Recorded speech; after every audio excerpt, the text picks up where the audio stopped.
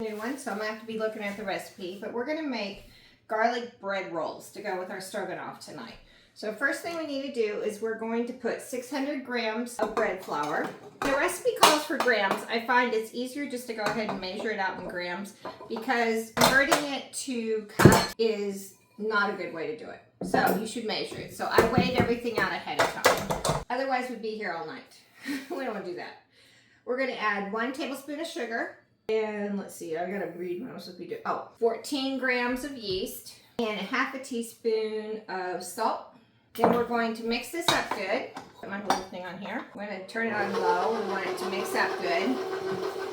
I have chopped up here 90 grams of unsalted butter that we're going to add here in a minute as soon as that's good. And we want this to become, when we put this in here, we want it to get crumbled like, you know how you make a pie crust before you add the liquid, or like scones or something like that. Okay, so we know what we're doing here. So we're gonna add our pieces in here. This is cold butter that I've chopped up. Actually, it was in the freezer and then I had to let it come to closer to room temperature. It's a little crisp, a little cool today. It's 67 degrees, so because it's been rainy here. So let's go ahead and turn this up and let it go. It's getting there. Let me check it. Butter's getting there. I can still feel some pieces in there. So we want to make sure, I'm kind of feeling around to make sure, see how many big chunks I have, because I don't want any big chunks of butter in here, because when I add my warmed milk, I don't want it to melt and make buttery oily spots in my dough, so it needs to be crumbled, not big chunks. In other words, you don't want chunks like this. You want them to be broke up. So I'm kind of feeling around in there. There's still quite a few in there, so I'm going to go ahead and let it continue to mix. Not too high. Okay, I'm going to go ahead and just let that continue doing that. I have put 275 grams, milliliters, of full fat milk in here. I'm going to heat it in the microwave till steam just begins to rise. That looks good. So then we're going to remove this and we're going to add our dough hook for the next step. So we have all crumbly. Let me see if I can find something here.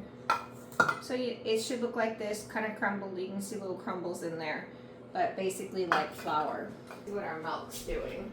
It needs to be stretchy, not thick, not sticky dough. And check my butt. No, not quite. 30 seconds. At this point, it's starting to warm the milk in the microwave, so you do not want, you can do it in a pan so you can see when it starts to get steam on it. But I'm being lazy today because I've been cooking all day. I got stroganoff going. We're going to have these with the garlic bread rolls with the stroganoff. Okay, this is about 110. That's about the temperature you want your flour, your stuff to go in. So we're going to add our milk slowly into here. And then we're going to add our 1 egg. And now we're going to let it mix up and let it knead for 7 to 10 minutes. So there's no need for you to watch that. But then we'll let it rise and we'll come back and pick up where we left off at. Okay, the next step in our garlic bread rolls is we have some melted butter here, which is 45 grams of unsalted butter. And we have 4 cloves of garlic we're going to add in here. Mix it up. We're going to set it to the side. And on our cutting board, we're going to dust it with a little bit of flour. Don't want too much. Take our dough out that's been rising. Roll it out into a square. Oh, it smells delicious, guys. This dough smells really, really good. So you want to roll it out into a rectangle. I'm doing it on a cutting board because I find that cutting boards are just easier to roll stuff out on like this. Probably need to get a pastry thing. Maybe I'll get it from Pampered Chef. They have one I could use to roll things out on. Okay, the recipe did not say what size. I'm assuming since we're going to roll it up, we don't want it real thick. I think that looks good. Okay, so now we're going to brush our butter and garlic on here all over. Leave your front edge with not too much butter on because it won't stick when you roll it. So you gotta pour this all on here. Oh, it smells heavenly. Got our garlic and our butter on there. Next, we're going to sprinkle half a teaspoon of salt. And I'm going to use my fancy salt because I like to use it as flaky salt. So I'm just going to use it. You can use sea salt or whatever you want. Just kind of sprinkle it around. But I like, my girls call it fancy salt, but it's flaky salt. Okay. Then we're going to add a teaspoon of herbs. You can use whatever you want. I'm using the Herbes de Provence because I really like it. Sprinkle that over. You can also add parsley into here. I don't like parsley, so I don't have any in mine. Then I'm going to add, you can add, this is optional, you can add some mozzarella cheese in here. Just a little bit, not too much.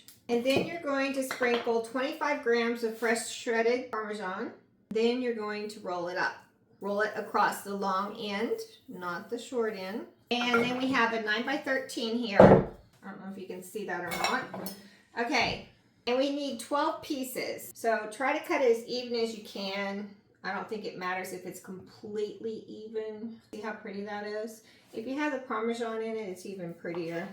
I may be cutting these a little thick. I'm supposed to make 12 of these. We'll see. I may not get 12 out of mine because I didn't measure before I started. Maybe I will.